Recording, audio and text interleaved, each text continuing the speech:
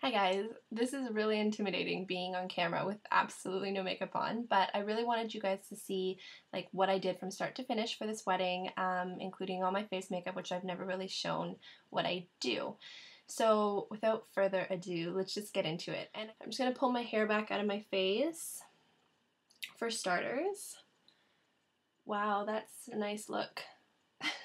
Okay. So if you're going to a wedding or an event where you're going to be there for, several hours, I recommend using a primer. Now, I don't normally use a primer, so I don't have a lot of experience with them, but the one I'm going to use today is Urban Decay's Primer Potion, and this is for pore correcting, and this is just to help mattify my skin and help it from getting too shiny and really help the makeup stay put for longer.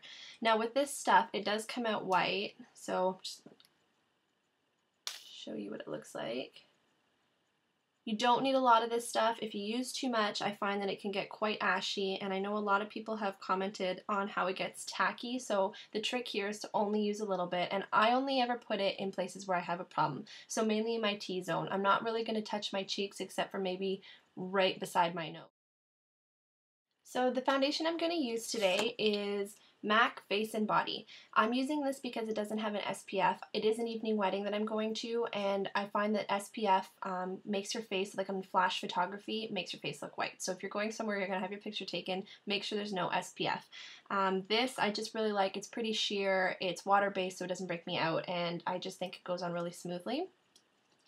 Now I don't use a brush with this foundation. I just put it on with my fingers, but if you prefer to put your foundation on with a brush, go right ahead and do that. But I'm just going to dab it, kind of for starters, all in my skin, in the center part of my skin, and blend outwards.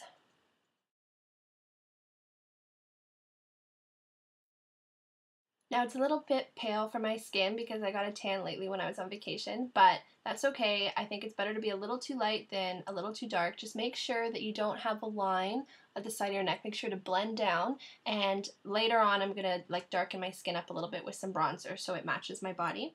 So now I'm going to put on some concealer. I'm going to be using MAC's Select Moisture Cover, and NW20 underneath my eyes.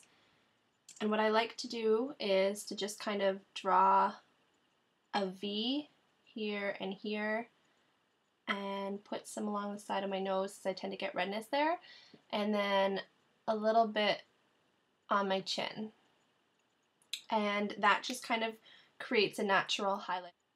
And I'm using my fingers because I find that they work best with stuff like this. Sometimes I use a brush, but not today.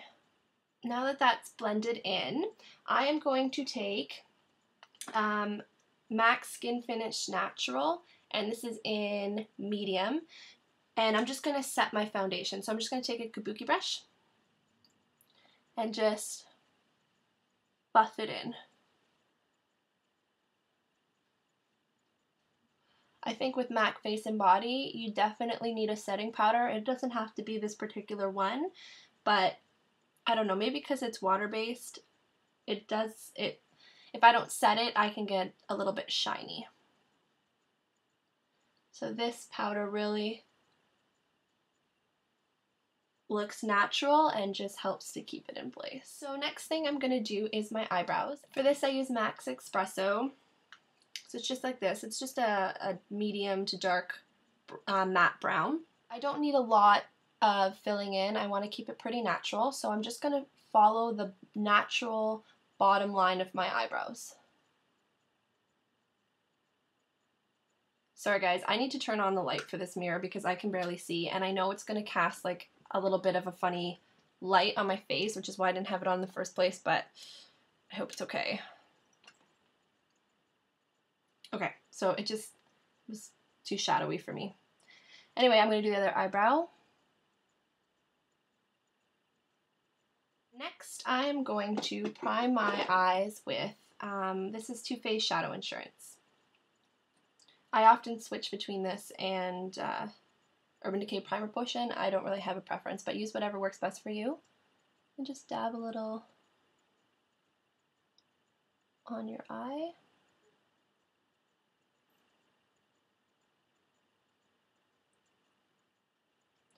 And don't forget to bring some under your eye because we're going to be putting eyeshadow there too.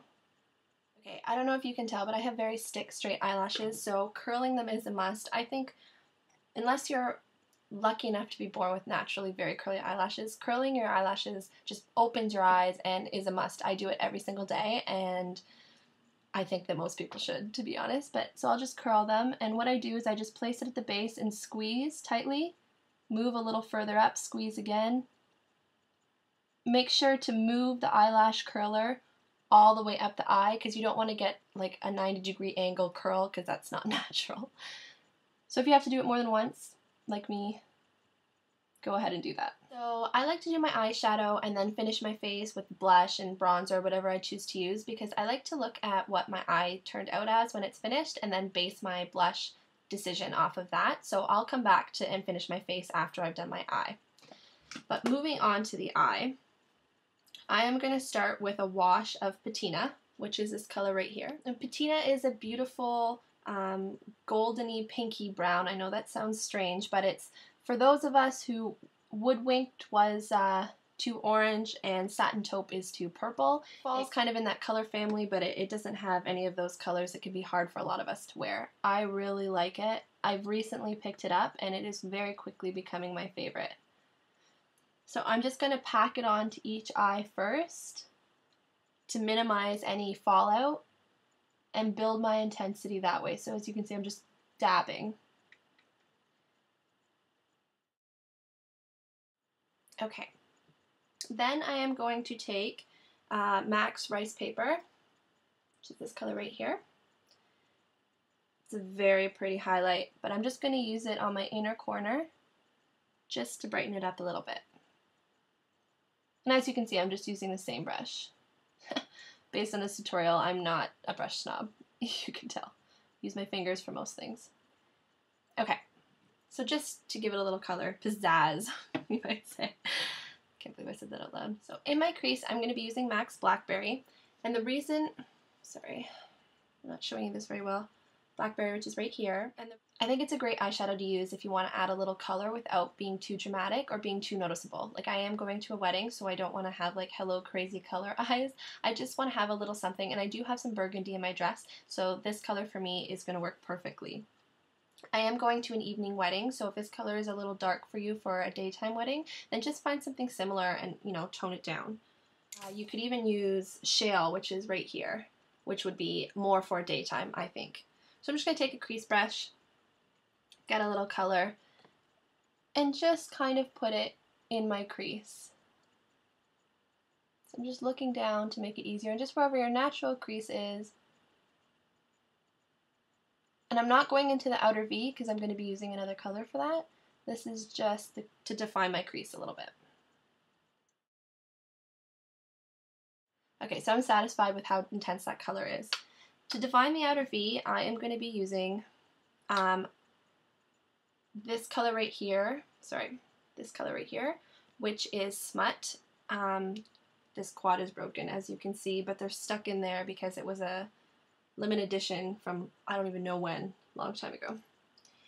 So I'm just going to take Smut onto a small brush, and I'm literally going to draw a V very lightly from the outer corner of my lashes up towards my eyebrow and then back in, and then kind of pat it to fill in that V down into patina and into the blackberry that we put down in the crease.